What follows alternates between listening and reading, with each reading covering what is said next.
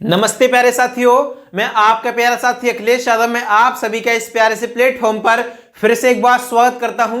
तो साथियों, इस क्लास में हम करने वाले हैं टारगेट T20 सीरीज का प्रैक्टिस सेट नंबर 3, यानी कि इससे पहले हम इस सीरीज का 2 प्रैक्टिस सेट कर चुके हैं। तो साथियों, बिना टाइम वेस्ट किए हम अपनी क्लास को शुरू करेंगे। और जिस भी साथी ने हमारे चैनल को अभी तक सब्सक्राइब नहीं किया है तो भाई एक बार चैनल को सब्सक्राइब कर ले, जिससे कि आपको सभी क्लासेस की नोटिफिकेशन टाइम पर मिलती रहे। तो साथियों, हम इस क्लास का पहला क्वेश्चन स्टार्ट करेंगे। यानी पहला क्वेश्चन क्या है देखेंगे। पहला क्वेश्चन क्या है, उत्तर वैदिक काल में क्या है, उत्तर वैदिक काल में निम्नलिखित में से किस पशु का स्थान समाज में सबसे प्रतिष्ठित था। तो सभी साथी बताएंगे इसका करेक्ट आंसर क्या हो जाएगा। ऑप्शन नंबर ए है वृषभ, ऑप्शन नंबर बी है गाय यानी काव, ऑप्शन नंबर सी है अश्व यानी घोड़ा, ऑप्शन नंबर डी है हाथी। तो सभी साथी बताएंगे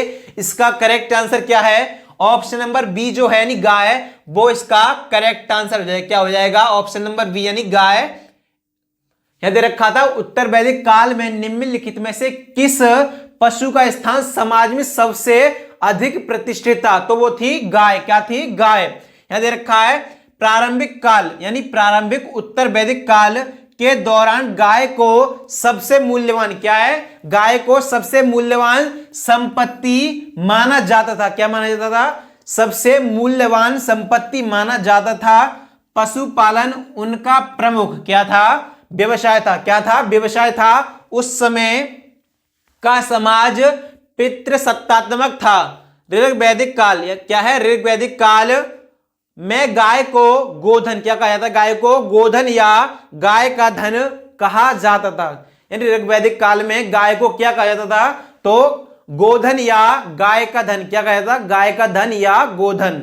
इसके बाद नेक्स्ट हम देखेंगे, नेक्स्ट क्वेश्चन क्या है हमारा। नेक्स्ट क्वेश्चन है, कौन सा वर्ण 4 जाने माने वर्णों में से चौथे स्थान पर था। तो सभी साथी बताएंगे इसका करेक्ट आंसर क्या हो जाएगा। ऑप्शन नंबर ए है शूद्र, ऑप्शन नंबर बी है क्षत्रिय, ऑप्शन नंबर सी है ब्राह्मण, ऑप्शन नंबर डी है वैश्य। तो सभी साथी बताएंगे इसका करेक्ट आंसर क्या हो जाएगा। तो इसका करेक्ट आंसर जो होगा ऑप्शन नंबर ए, क्या हो जाएगा, शूद्र। क्या हो जाएगा, शूद्र। यानी कि कौन सा वर्ण 4 जाने माने वर्णों में से चौथे स्थान पर था, वो था क्या, शूद्र था। पहले नंबर पर था ब्राह्मण, दूसरे पर था क्षत्रिय, तीसरे पर वैश्य था और चौथे पे क्या था, शूद्र।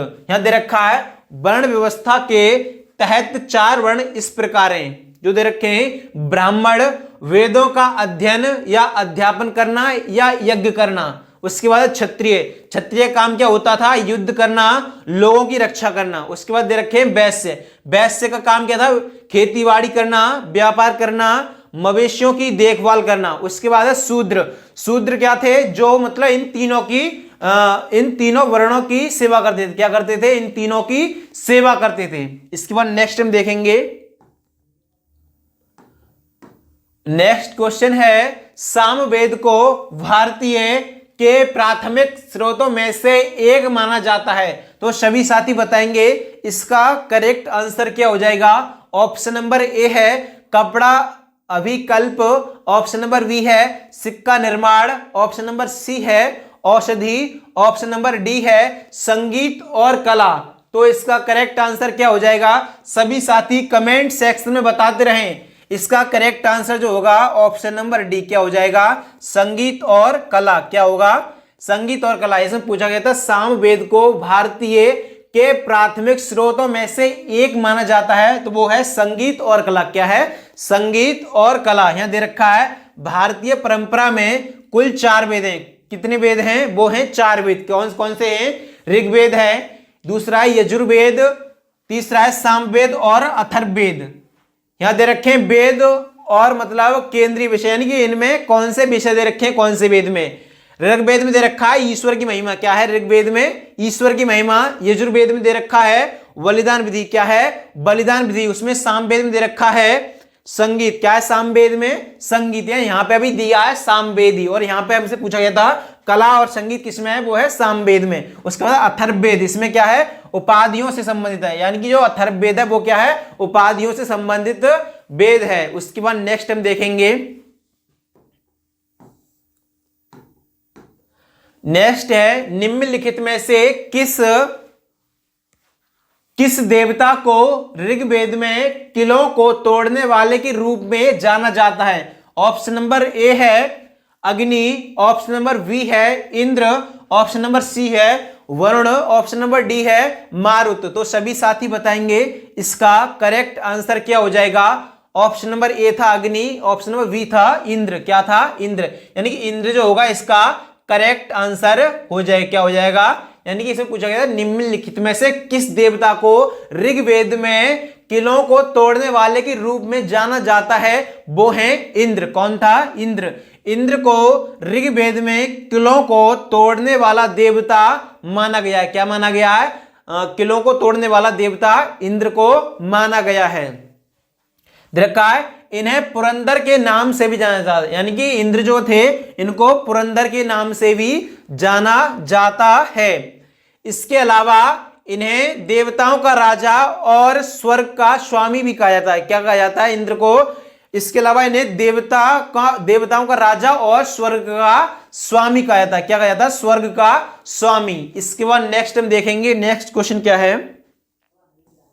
नेक्स्ट क्वेश्चन है हमारा, निम्नलिखित वेदों में से किसे ब्रह्म वेद के नाम से भी जाना जाता है? यानी कि इनमें से ऐसा कौन सा वेद है जिसे ब्रह्म वेद कहा जाता है? ऑप्शन नंबर ए है ऋग्वेद, ऑप्शन नंबर बी है यजुर्वेद, ऑप्शन नंबर सी है सामवेद, ऑप्शन नंबर डी है अथर्ववेद। तो सभी साथी बताएंगे इसका करेक्ट आंसर क्या हो जाएगा। इसका करेक्ट आंसर जो हो जाएगा ऑप्शन नंबर डी। क्या हो जाएगा? ऑप्शन नंबर डी, यानी कि ब्रह्मवेद जो कहा जाता है वो किसे कहा जाता है? अथर्ववेद को। किसको? अथर्ववेद को। इसके बारे में एक्स्ट्रा जानकारी यहां लिख रखी है, वेद प्राचीन भारत के धर्म ग्रंथ हैं। क्या है? वेद प्राचीन भारत के धर्म ग्रंथ हैं। इनकी संख्या कितनी है कुल? वो है 4। कितने वेद हैं मतलब भारतीय संस्कृति में? वो है 4। ऋग्वेद, दूसरा यजुर्वेद, तीसरा दे रखा है सामवेद और अथर्ववेद। चारों वेदों में अथर्ववेद सबसे नवीन वेद है, यानी सबसे नया वेद जो है वो कौन सा है? अथर्ववेद। दे रखा है ऋग्वेद के बारे में, यहां दे रखा है ऋग्वेद यह सबसे प्राचीन वेद है। ऋग्वेद जो है वो सबसे प्राचीन या पुराना वेद कहा जाता है। क्या कहा जाता है? सबसे प्राचीन या पुराना वेद कहा जाता है। इस वेद में 10 मंडल, 1028 सूक्त, लगभग 10,580 ऋचाएं। क्या है? 10,580 इसमें ऋचाएं। उसके बाद दे रखा है यजुर्वेद। यजुर्वेद के 2 भाग हैं। क्या है? 2 भाग हैं, शुक्ल यजुर्वेद तथा कृष्ण यजुर्वेद। क्या है? शुक्ल यजुर्वेद और कृष्ण यजुर्वेद। यज्ञ संबंधी विधि विधान यजुर्वेद से संबंधित है, यानी कि यज्ञ संबंधी जो विधि विधान है वो किसमें है? यजुर्वेद में। किसमें? यजुर्वेद में विधि विधान जो है यज्ञ और मतलब किसके? यज्ञ के संबंधी मतलब विधि विधान है वो किसमें है? यजुर्वेद में। इसके बाद नेक्स्ट हम देखेंगे, नेक्स्ट क्वेश्चन क्या है हमारा। नेक्स्ट है मैगीनॉट रेखा के मध्य की सीमा रेखा है, यानी कि मैगीनॉट रेखा के मध्य की सीमा है, यानी कौन कौन से देश के मध्य मैगीनॉट रेखा है? तो सभी साथी बताएंगे। ऑप्शन नंबर ए है भारत और चीन के बीच, ऑप्शन नंबर बी है यूएसए और कनाडा के बीच, ऑप्शन नंबर सी है फ्रांस और जर्मनी के बीच, ऑप्शन नंबर डी है यूएसए और मैक्सिको के बीच। तो सभी साथी बताएंगे इसका करेक्ट आंसर क्या हो जाएगा। यानी कि मैगीनॉट जो रेखा है वो किस किस के बीच है? वो फ्रांस और जर्मनी के बीच। किसके बीच है? फ्रांस और जर्मनी के बीच मैगीनॉट रेखा है। यहां दे रखा है मैगीनॉट रेखा जर्मनी तथा फ्रांस के बीच की सीमा रेखा है। क्या है? फ्रांस और जर्मनी के बीच की सीमा रेखा है। यह रेखा फ्रांस द्वारा खींची गई है। किसके द्वारा खींची गई है? यह फ्रांस देश के द्वारा खींची गई है। भारत व चीन के मध्य मैकमोहन रेखा है, यानी भारत और चीन के मध्य कौन सी रेखा है? वो है मैकमोहन रेखा। कौन सी है? मैकमोहन रेखा। अमेरिका व कनाडा के मध्य 49वीं समांतर रेखा है। क्या है? 49वीं समांतर रेखा है। रेड क्लिफ रेखा भारत और पाकिस्तान के मध्य, कौन से किस किस के मध्य है? रेड क्लिफ जो रेखा है वो किस किस के मध्य है? वो है भारत और पाकिस्तान के मध्य। उसके बाद रेखा डूरंड रेखा। डूरंड रेखा भारत और अफगानिस्तान, यह रेखा वर्तमान में पाक अधिकृत कश्मीर यानी पीओके क्षेत्र में स्थित है। कहां है? पीओके क्षेत्र में स्थित है। यानी डूरंड रेखा कहां पर है? वो अभी ये है पीओके क्षेत्र में, पाक अधिकृत कश्मीर में। इसके बाद नेक्स्ट हम देखेंगे, नेक्स्ट है भारत और चीन के बीच पूर्वी क्षेत्र की सीमा को आमतौर पर कहा जाता है। ऑप्शन नंबर ए है McMahon line, option number B है Durand line, option number C है Radcliffe line, option number D है 42वीं समांतर लाइन। तो सभी साथी बताएंगे इसका करेक्ट आंसर क्या हो जाएगा। ऑप्शन नंबर ए जो है वो है मैकमोहन लाइन। यहां पूछा गया भारत और चीन के बीच पूर्वी क्षेत्र की सीमा को आमतौर पर कहा जाता है वो है मैकमोहन रेखा या मैकमोहन लाइन। क्या है? मैकमोहन लाइन या रेखा। यानी कि इसका ए ऑप्शन जो होगा वो करेक्ट हो जाएगा। यहां दे रखा है भारत और चीन के मध्य स्थित सीमा रेखा को मैकमोहन रेखा कहा जाता है। क्या कहा जाता है? मैकमोहन रेखा कहा जाता है। इस रेखा का नाम सर हेनरी मैकमोहन के नाम पर पड़ा है। किसके नाम पर पड़ा है? वो सर हेनरी मैकमोहन के नाम पर पड़ा है। यह रेखा लद्दाख से होकर गुजरती है। कहां से होकर गुजरती है रेखा? जो मैकमोहन रेखा है वो कहां से होकर गुजरती है? वो लद्दाख से होकर गुजरती है, जो कि भारत का एक केंद्र शासित प्रदेश है। क्या है? केंद्र शासित प्रदेश है। उसके बाद नेक्स्ट हम देखेंगे, नेक्स्ट क्वेश्चन क्या है। नेक्स्ट क्वेश्चन है निम्नलिखित में से कौन सी मृदा की किस्म मैंग्रोव और डेल्टाई वनस्पति के विकास के, क्या है, डेल्टाई वनस्पति के विकास के लिए अनुकूल है। ऑप्शन नंबर ए है काली मृदा, ऑप्शन नंबर बी है लेटेराइट मृदा, ऑप्शन नंबर सी है मरु मृदा, ऑप्शन नंबर डी है महीन कणों वाली मृदा और जलोढ़ मृदा। तो सभी साथी बताएंगे इसका करेक्ट आंसर क्या हो जाएगा। यानी कि जो ऑप्शन नंबर डी जो है इसका करेक्ट आंसर हो जाएगा। क्या हो जाएगा? महीन कणों वाली मृदा और जलोढ़ मृदा, मृदा की किस्म मैंग्रोव और डेल्टाई वनस्पति के विकास के लिए अनुकूल है। यहां दे रखा है महीन कणों वाली मृदा और जलोढ़ मृदा मैंग्रोव, क्या है, मैंग्रोव और डेल्टाई वनस्पति विकास के लिए उपयुक्त है, उपयुक्त होती है।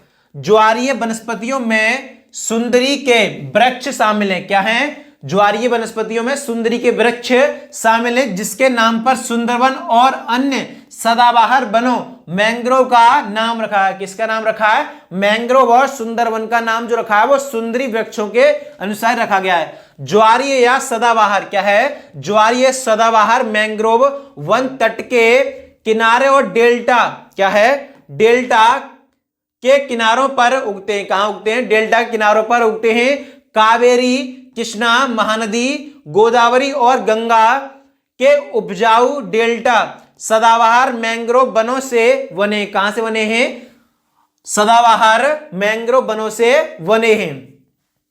पश्चिम बंगाल राज्य में, क्या है, पश्चिम बंगाल राज्य में इन वनों को सबसे बड़े डेल्टा के नाम से भी नाम पर, यानी सुंदरवन के नाम से, किसके नाम से? सुंदरवन डेल्टा के नाम से जाना जाता है। काली मिट्टी कपास की खेती के लिए सबसे उत्तम होती है, बहुत उपयुक्त होती है। यानी काली मिट्टी जो होती है वो कपास की खेती के लिए सबसे बेस्ट मृदा या मिट्टी होती है। इसे रेगुर मिट्टी या काली कपास मिट्टी भी कहा जाता है। यानी काली मिट्टी जो होती है उसे क्या कहा जाता है? रेगुर मिट्टी या काली कपास मिट्टी से कहा जाता है। इसके बाद नेक्स्ट हम देखेंगे, नेक्स्ट क्वेश्चन क्या है हमारा। नेक्स्ट है मिट्टी से सिलिका हटाने, क्या है, मिट्टी से सिलिका हटाने की प्रक्रिया क्या कहलाती है? ऑप्शन नंबर ए है वी सिलिकायन, ऑप्शन नंबर बी है लवणी भवन, ऑप्शन नंबर सी है ध्रुवीकरण, ऑप्शन नंबर डी है निक्षालन। तो सभी साथी बताएंगे इसका करेक्ट आंसर क्या हो जाएगा, यानी दे रखा है वी सिलिकॉन, यानी कि जो ऑप्शन नंबर ए है इसका करेक्ट आंसर हो जाएगा। यानी बी सिलिकॉन सिलिका हटाने की प्रक्रिया कहलाती है। मिट्टी से सिलिका हटाने की प्रक्रिया को सिलिका पृथक्करण भी कहते हैं, यानी कि इसको जो वी सिलिकॉन है उसे सिलिका पृथक्करण भी कहा जाता है। सिलिका क्वार्ट्ज निकालने के लिए प्लवन और एसिड लीचिंग जैसी प्रक्रियाओं का इस्तेमाल किया जाता है। किस किस का? एसिड लीचिंग और कौन सी प्रक्रिया? प्लवन प्रक्रिया का उपयोग किया जाता है। जब मिट्टी अत्यधिक वर्षा या सिंचाई के कारण फसल की वृद्धि के लिए आवश्यक तत्व बहकर बाहर निकाल जा, यानी कि बहकर बाहर निकल जाते हैं। क्या है? बहकर बाहर निकल जाते हैं, तो इस प्रक्रिया को निक्षरण क्या कहते हैं? क्या कहते हैं? निक्षरण कहा जाता है या कहते हैं। उसके बाद नेक्स्ट हम देखेंगे। नेक्स्ट है भारत और संपूर्ण उत्तरी मैदान किससे बना है? ऑप्शन नंबर ए है काली मिट्टी, ऑप्शन नंबर बी है पीली मिट्टी, ऑप्शन नंबर सी है शुष्क मिट्टी यानी सूखी मिट्टी, ऑप्शन नंबर डी है जलोढ़ मिट्टी। तो सभी साथी बताएंगे इसका करेक्ट आंसर क्या हो जाएगा। यानी कि भारत का संपूर्ण उत्तरी मैदान किससे बना है? वो है जलोढ़ मिट्टी से। किससे? जलोढ़ मिट्टी से। यानी कि ऑप्शन नंबर डी जो होगा इसका करेक्ट आंसर हो जाएगा। भारत का उत्तरी मैदान एक समतल मैदान है तथा पश्चिम में सिंधु नदी से लेकर पूर्व में ब्रह्मपुत्र नदी तक फैला हुआ है। कहां तक फैला हुआ है?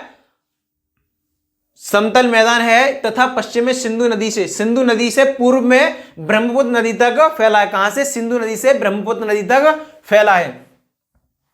उसके बाद दे रखा है भारत के उत्तरी मैदान का निर्माण मुख्यतः सिंधु, गंगा एवं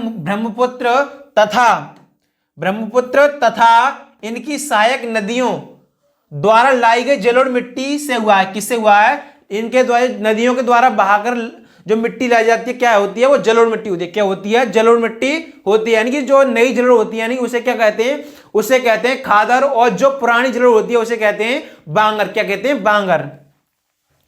उसके बाद यहां पर काली मिट्टी का सर्वाधिक विकास महाराष्ट्र के दक्कन ट्रैप के उत्तर पश्चिमी क्षेत्र में हुआ है। कहां हुआ है? उत्तर पश्चिमी क्षेत्र में हुआ है। शुष्क मिट्टी पश्चिमी राजस्थान, दक्षिणी पंजाब, पश्चिमी हरियाणा व उत्तरी गुजरात के शुष्क क्षेत्रों में पाई जाती है।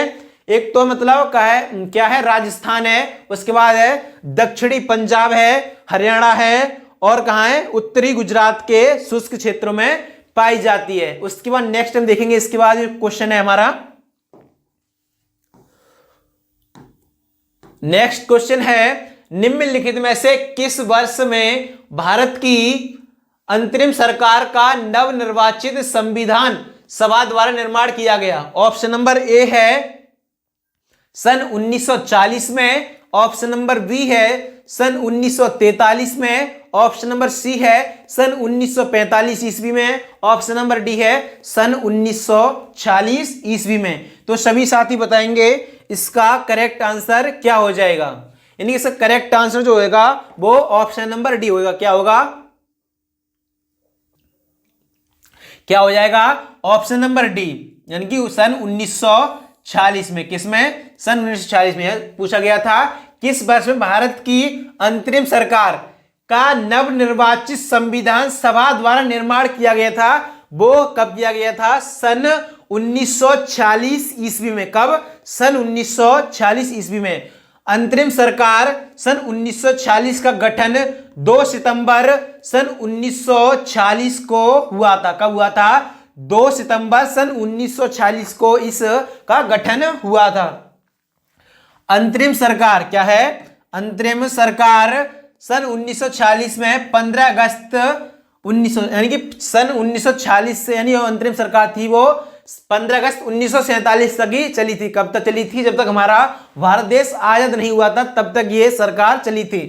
तक चली जब तक भारत स्वतंत्र हुआ, अर्थात भारत एवं पाकिस्तान के विभाजन तक। कब तक भारत और पाकिस्तान को विभाजन हुआ था, वो कब हुआ था, यानी कि जो पाकिस्तान था वो था 14 अगस्त सन 1947 को आजाद हुआ, लेकिन जो भारत था वो हुआ था 15 अगस्त सन 1947 को आजाद।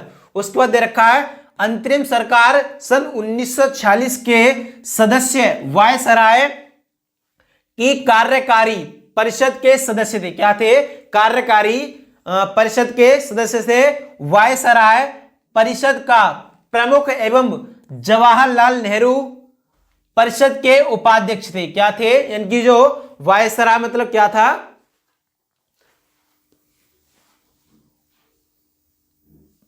यहां पे दे रखा है अंतरिम सरकार 1940 के सदस्य वायसराय की कार्यकारी परिषद के सदस्य थे, जबकि वायसराय परिषद का प्रमुख एवं जवाहरलाल नेहरू जो थे वो क्या थे?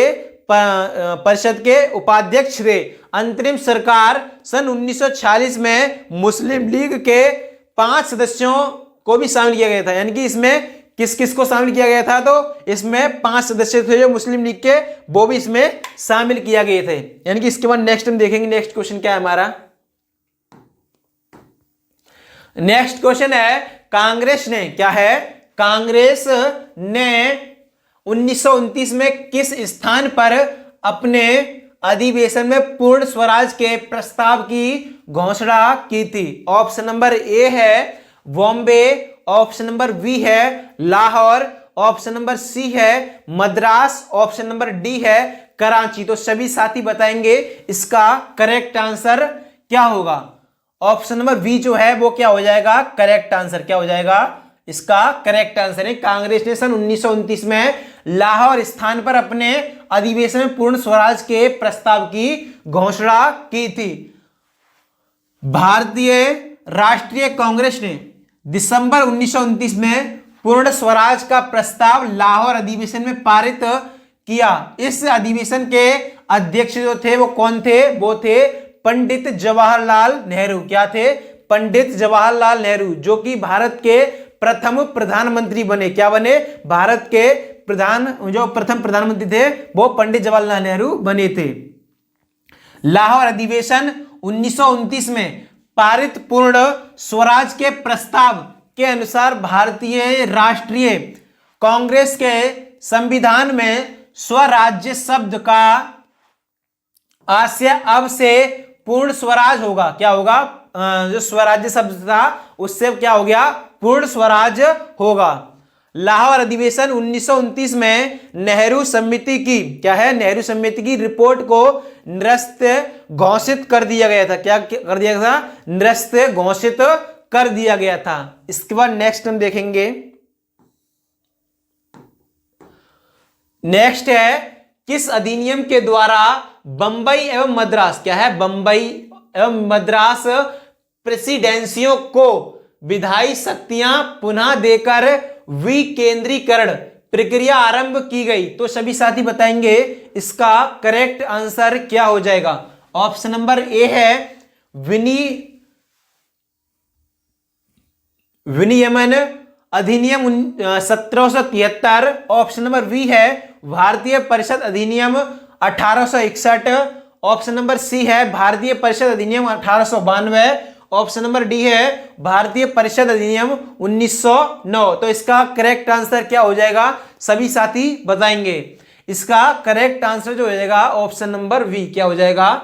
ऑप्शन नंबर वी, यानी भारतीय परिषद अधिनियम 1861 इस क्वेश्चन का करेक्ट आंसर हो जाएगा। यहां दे रखा है इसने कैनिंग की पोर्टफोलियो प्रणाली को मान्यता दी थी। क्या दी थी? यानी कि इसने कैनिंग की पोर्टफोलियो प्रणाली को मान्यता दी। बंगाल, उत्तर पश्चिमी सीमा प्रांत और पंजाब के लिए नई विधान परिषदों की स्थापना की। क्या किया था? यानी कि पंजाब प्रांत, सीमा प्रांत और पंजाब के लिए नई विधान परिषदों की स्थापना की। आपातकाल के दौरान वायसराय द्वारा परिषद की सहमति के बिना भी अध्यादेश जारी किया जा सकता था। हालांकि ऐसे अध्यादेश की अवधि 6 महीने होती थी। कितने महीने होती थी अध्यादेश की अवधि? वो होती थी 6 महीने। कितने? 6 महीने। इसके बाद नेक्स्ट हम देखेंगे नेक्स्ट है भारतीय संविधान किस प्रकार की शासन व्यवस्था को अपनाया गया है, यानी कि भारतीय संविधान में किस प्रकार की शासन व्यवस्था को अपनाया गया है। ऑप्शन नंबर ए है कुलीन तंत्र, ऑप्शन नंबर बी है अध्यक्षीय, ऑप्शन नंबर सी है संसदीय, ऑप्शन नंबर डी है अभिजात्य तंत्र। तो सभी साथी बताएंगे इसका करेक्ट आंसर क्या हो जाएगा, यानी कि इसमें जो भारतीय संविधान में किस प्रकार की शासन व्यवस्था है वो है संसदीय। किस प्रकार की है? संसदीय। दे रखा है भारतीय संविधान में संयुक्त राज्य अमेरिका, क्या है? संयुक्त राज्य अमेरिका यूएसए की अध्यक्षीय व्यवस्था के बजाय ब्रिटेन की संसदीय व्यवस्था को अपनाया गया है। क्या मतलब? ब्रिटेन की संसदीय व्यवस्था को भारतीय संविधान में अपनाया गया है। संसदीय व्यवस्था विधायिका एवं कार्यपालिका के बीच समन्वय एवं सहयोग के सिद्धांत पर आधारित होती है। किस पर? समन्वय एवं सहयोग के सिद्धांत पर आधारित होती है। संसदीय व्यवस्था में कार्यपालिका विधानमंडल के प्रति उत्तरदायी होती है। क्या होती है? विधानमंडल के प्रति उत्तरदायी होती है कार्यपालिका। उसके बाद है संसदीय व्यवस्था को सरकार के वेस्टमिंस्टर रूप मंत्रिमंडलीय सरकार एवं उत्तरदायी सरकार के नाम से भी जाना जाता है। किसके नाम से? उत्तरदायी सरकार के नाम से भी जाना जाता है। उसके बाद दे रखा है यहां पर क्या है? संविधान केंद्र के साथ साथ राज्य में भी, किसमें? राज्य में भी संसदीय व्यवस्था की स्थापना करता है। किसमें? यानी कि संविधान जो है केंद्र के साथ साथ राज्य में भी क्या करता है? संसदीय व्यवस्था की स्थापना करता है। इसके बाद नेक्स्ट हम देखेंगे, नेक्स्ट है किस अधिवेशन के द्वारा सर्वप्रथम देश में द्विसदनीय व्यवस्था का प्रारंभ हुआ था। ऑप्शन नंबर ए है भारतीय परिषद अधिनियम 1892, ऑप्शन नंबर बी है भारतीय परिषद अधिनियम 1909, ऑप्शन नंबर सी है भारत सरकार अधिनियम 1919, ऑप्शन नंबर डी है भारत सरकार अधिनियम सन 1935। तो सभी साथी बताएंगे इसका करेक्ट आंसर क्या हो जाएगा, क्या होगा इनका करेक्ट आंसर, सही बताएंगे।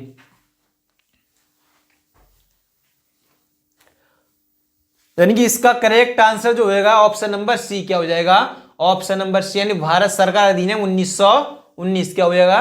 भारत सरकार अधिनियम सन 1919। भारत सरकार अधिनियम 1919 से संबंधित महत्वपूर्ण तथ्य दे रखे हैं यहां पर। इसका अन्य नाम क्या था? मॉन्टेग्यू चेम्सफोर्ड सुधार। क्या था? मॉन्टेग्यू चेम्सफोर्ड सुधार। प्रथम बार देश में द्विसदनीय व्यवस्था आरंभ, प्रांतीय विषय दो भागों में विभाजित, एक लोक सेवा आयोग का गठन। क्या था? एक लोक सेवा आयोग का गठन। इसके बाद नेक्स्ट हम देखेंगे, नेक्स्ट है अर्थशास्त्र वह विज्ञान है जिसके अंतर्गत मानव व्यवहार का विकल्प के रूप में प्रयोग किए जाने वाले परिणाम और अपर्याप्त आय के अंतर संबंध के रूप में अध्ययन किया जाता है। यह कथन किसका है? हमें बताना है। यानी कि ऑप्शन नंबर ए है Alfred Marshall, option number B है Adam Smith, option number C है रॉबिन्स, ऑप्शन नंबर डी है कार्ल मार्क्स। तो सभी साथी बताएंगे इसका करेक्ट आंसर क्या हो जाएगा। यानी कि इसका करेक्ट आंसर जो होगा ऑप्शन नंबर सी, यानी रॉबिन्स का यह कथन था। क्या था इसका कथन? जो मतलब कथन था अर्थशास्त्र वह विज्ञान है जिसके अंतर्गत मानव व्यवहार का विकल्प के रूप में प्रयोग किए जाने वाले परिणाम और अपर्याप्त आय के अंतर संबंध के रूप में अध्ययन किया जाता है, स्टडी किया जाता है। यहां दे रखा है रॉबिन्स के अनुसार अर्थशास्त्र की परिभाषा, अर्थशास्त्र वह विज्ञान है जो असीमित आवश्यकताओं तथा वैकल्पिक प्रयोग वाले सीमित संसाधनों या साधनों से संबंधित मानवीय आचरणों को का अध्ययन करता है। इसके बाद नेक्स्ट हम देखेंगे, नेक्स्ट क्वेश्चन क्या है? नेक्स्ट है भारतीय राष्ट्रीय लेखाकरण प्रथाओं के अनुसार वास्तविक जीडीपी यानी क्या है, जीडीपी प्राप्त करने के लिए सांकेतिक सकल घरेलू उत्पाद जीडीपी में निम्नलिखित में से किसे समायोजित किया जाता है? ऑप्शन नंबर ए है मूल्य ह्रास, ऑप्शन नंबर बी है विदेशी मुद्रा, ऑप्शन नंबर सी है मुद्रास्फीति, ऑप्शन नंबर डी है सरकारी ऋण। तो सभी साथी बताएंगे इसका करेक्ट आंसर क्या होगा। यानी कि इसका करेक्ट आंसर जो होगा ऑप्शन नंबर सी क्या हो जाएगा, मुद्रास्फीति। क्या हो जाएगा, मुद्रास्फीति। यहां दे रखा है वास्तविक सकल घरेलू उत्पाद एक मुद्रास्फीति समायोजित उपाय है जो किसी दिए गए वर्ष में अर्थव्यवस्था द्वारा उत्पादित सभी वस्तुओं और सेवाओं के मूल्य को दर्शाता है। सकल घरेलू उत्पाद जीडीपी एक विशिष्ट अवधि में देश की सीमाओं के भीतर उत्पादित सभी तैयार वस्तुओं और सेवाओं का मौद्रिक या बाजार मूल्य क्या है, मौद्रिक या बाजार मूल्य है। इसके बाद नेक्स्ट हम देखेंगे, नेक्स्ट क्वेश्चन क्या है, नेक्स्ट है राष्ट्रीय आय की गणना करते समय निवासियों द्वारा उनके विदेश दौरों क्या है, उनके विदेश दौरों के दौरान किए गए व्यय को किस घटक में जोड़ा जाएगा? ऑप्शन नंबर ए है सकल विदेशी पूंजी निर्माण, ऑप्शन नंबर बी है सरकारी अंतिम उपभोग व्यय, ऑप्शन नंबर सी है निजी अंतिम उपभोग व्यय। व्यय का मतलब क्या होता है, खर्च। क्या होता है, खर्च। ऑप्शन नंबर डी है सकल घरेलू पूंजी निर्माण। तो सभी साथी बताएंगे इसका करेक्ट आंसर क्या होगा। ऑप्शन नंबर जो सी है इसका करेक्ट आंसर हो जाएगा निजी अंतिम उपभोग व्यय। क्या है, निजी अंतिम उपभोग व्यय। यहां दे रखा है राष्ट्रीय आय की गणना करते समय विदेश यात्रा के दौरान किए गए खर्च को उपभोक्ता व्यय में जोड़ा जाता है, यानी कि उपभोक्ता की व्यय में या खर्च में जोड़ा जाता है। राष्ट्रीय आय को मापने के लिए तीन विधियों उत्पादन विधि, आय विधि तथा व्यय विधि का प्रयोग किया जाता है। किसका प्रयोग किया जाता है, आय विधि और क्या है, व्यय विधि, और किसका, उत्पादन विधि का प्रयोग किया जाता है। इसमें इससे मतलब क्या नापा जाता है, वो है राष्ट्रीय आय। ये राष्ट्रीय आय को मापने के लिए किस किस विधि का उपयोग किया जाता है, वो है उत्पादन विधि, आय विधि तथा व्यय विधि। इसके बाद नेक्स्ट हम देखेंगे, नेक्स्ट क्वेश्चन है डॉट डॉट डॉट को किसी देश में उत्पादित अंतिम वस्तुओं और सेवाओं के मूल्य के रूप में जाना जाता है। तो सभी साथी बताएंगे इसका करेक्ट आंसर क्या हो जाएगा। ऑप्शन नंबर ए है राष्ट्रीय उत्पादकता, ऑप्शन नंबर बी है आय का वितरण, ऑप्शन नंबर सी है प्रति व्यक्ति आय, ऑप्शन नंबर डी है राष्ट्रीय आय। तो सभी साथी बताएंगे इसका करेक्ट आंसर क्या होगा। यानी कि इसका करेक्ट आंसर जो हो जाएगा ऑप्शन नंबर डी क्या हो जाएगा, ऑप्शन नंबर डी यानी राष्ट्रीय आय। यहां पढ़ेंगे हम राष्ट्रीय आय को किसी देश में उत्पादित अंतिम वस्तुओं और सेवाओं के मूल्य के रूप में जाना जाता है। इधर रखा है राष्ट्रीय आय का मापन सबसे पहले दादा भाई नौरोजी ने सन कब किया था, सन 1867 से 68 में किया था। उस समय प्रति व्यक्ति आय 20 रुपए थी। कितनी थी, 20 रुपए प्रति व्यक्ति आय थी। वैज्ञानिक दृष्टिकोण से क्या है, राष्ट्रीय आय का मापन वी राव ने वर्ष 1931 से 32 में किया। भारत में राष्ट्रीय आय का मापन राष्ट्रीय सांख्यिकी कार्यालय यानी कि एनएसओ करता है। कौन करता है, एनएसओ राष्ट्रीय आय की गणना करता है या मतलब इसको मापता है। इसके बाद नेक्स्ट हम देखेंगे, नेक्स्ट है भारत में नियोजित आर्थिक विकास की शुरुआत से पहले वर्ष 1945 में निम्नलिखित में से कौन सी योजना शुरू की गई थी। ऑप्शन नंबर ए है सर्वोदय योजना, ऑप्शन नंबर बी है जन योजना, ऑप्शन नंबर सी है बंबई योजना, ऑप्शन नंबर डी है गांधीवादी योजना। तो सभी साथी बताएंगे इसका करेक्ट आंसर क्या हो जाएगा। यानी कि इसका करेक्ट आंसर जो होगा ऑप्शन नंबर वी क्या हो जाएगा, जन योजना, क्या है, जन योजना है, दे रखा है। वर्ष 1945 में जन योजना का मसौदा एम एन राय ने तैयार किया था। किसने किया था? मानवेंद्र नाथ राय ने तैयार किया था। जन योजना में औद्योगिक क्षेत्र में उपभोक्ता उत्पादों के विनिर्माण पर जोर दिया गया। किस पर? उपभोक्ता विनिर्माण पर जोर दिया गया। इसके बाद नेक्स्ट हम देखेंगे, सभी साथी एक बार क्वेश्चन को पढ़ेंगे और आंसर का जवाब देंगे, यानी क्वेश्चन का जवाब देंगे। मैं जब तक पानी पी लेता हूं।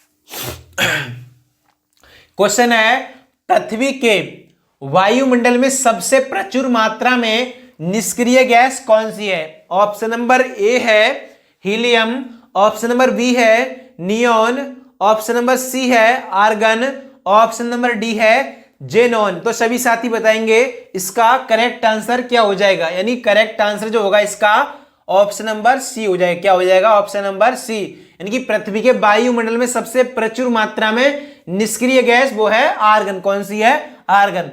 आर्गन की खोज एल रेले और रैमेजे ने सन 1894 में वायु से की थी।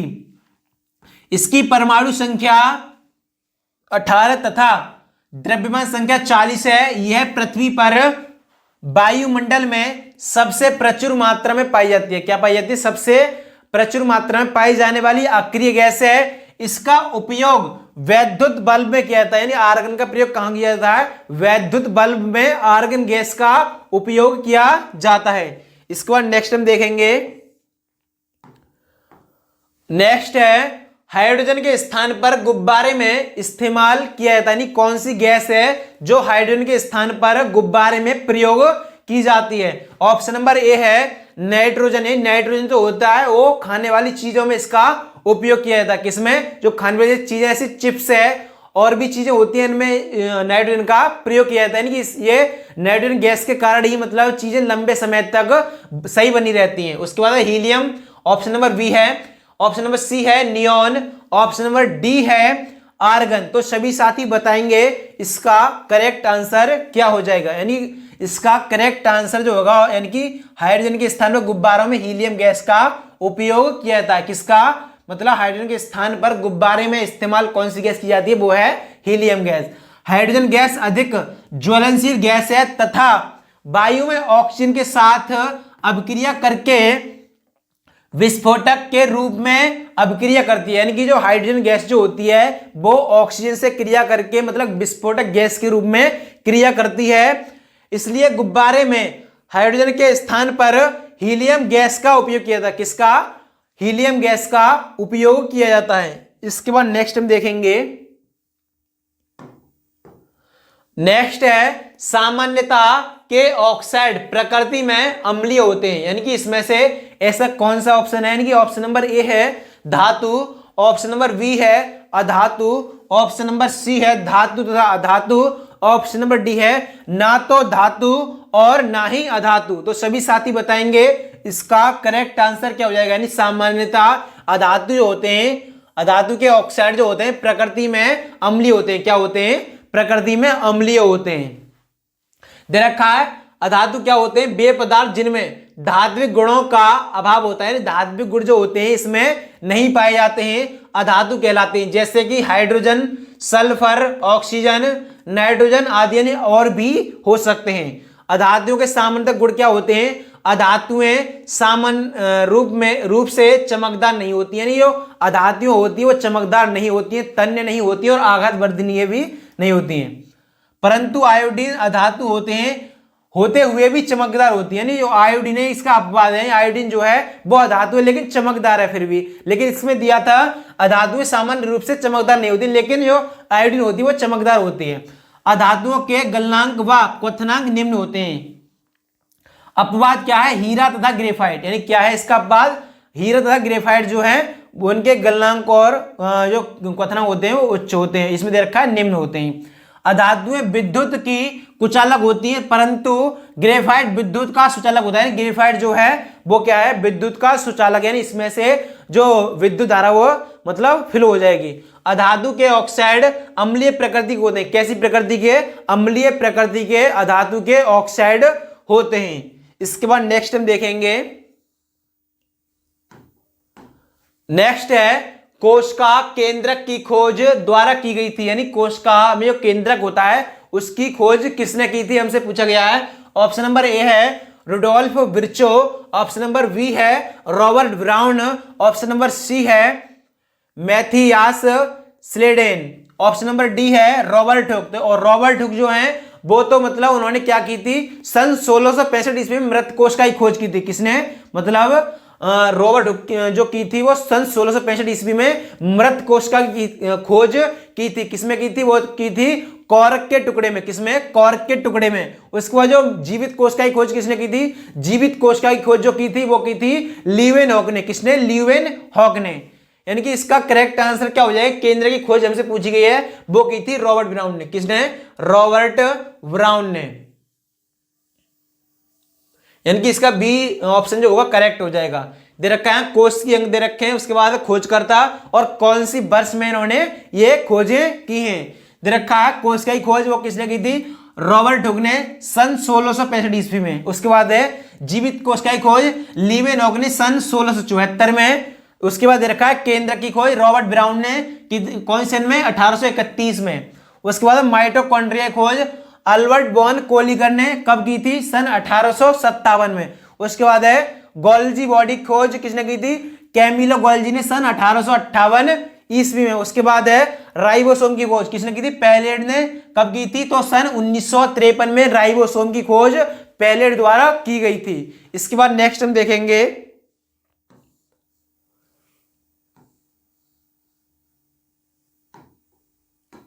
नेक्स्ट है ऊतकों के अध्ययन को कहा जाता है। नहीं, ऊतक जो होते हैं टिश्यू के अध्ययन को क्या कहा जाता है? स्टडी को क्या कहा जाता है? ऑप्शन नंबर ए है वर्गीकरण, ऑप्शन नंबर बी है स्पर्मोलॉजी, ऑप्शन नंबर सी है ऊतक विज्ञान, ऑप्शन नंबर डी है नेत्र विज्ञान। तो सभी साथी बताएंगे इसका करेक्ट आंसर क्या हो जाएगा। ऊतकों के अध्ययन को क्या कहा जाता है? हिस्टोलॉजी या ऊतक विज्ञान क्या कहा जाता है?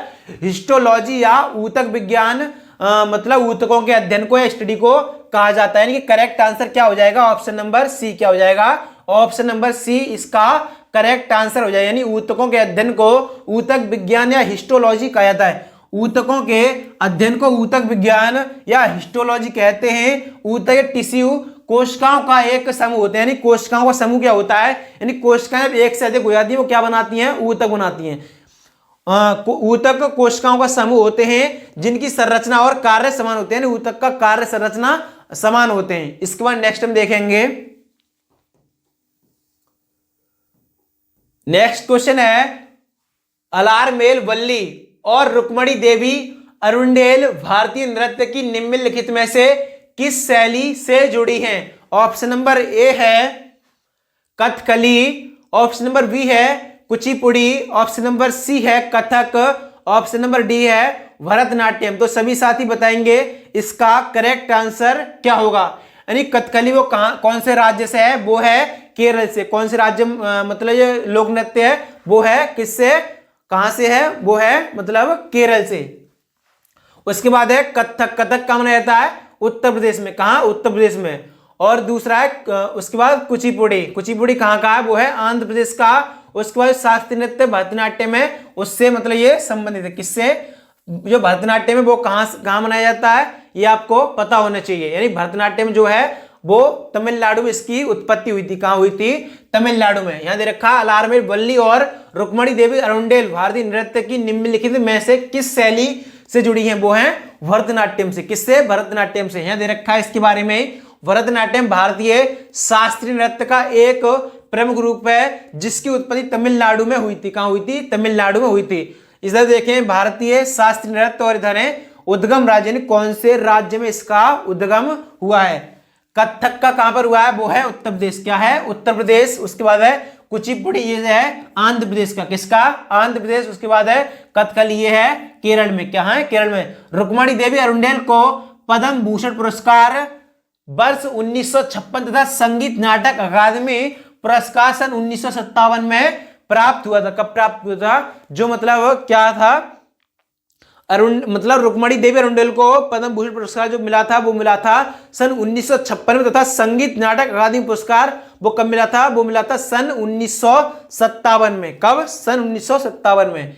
इसके बाद नेक्स्ट हम देखेंगे, नेक्स्ट क्वेश्चन है शोभना नारायण निम्न में से किस नृत्य शैली से संबंधित, यानी इनमें से शोभना नारायण ये जो कौन से मतलब नृत्य से संबंधित हमें बताना है। ऑप्शन नंबर ए है भरतनाट्यम, ऑप्शन नंबर बी है कथक, ऑप्शन नंबर सी है Mohini Attam, option number D है कथकली। तो सभी साथी बताएंगे इसका करेक्ट आंसर क्या हो जाएगा, यानी कि इसका करेक्ट आंसर जो होगा ऑप्शन नंबर बी, यानी कथक से। किससे?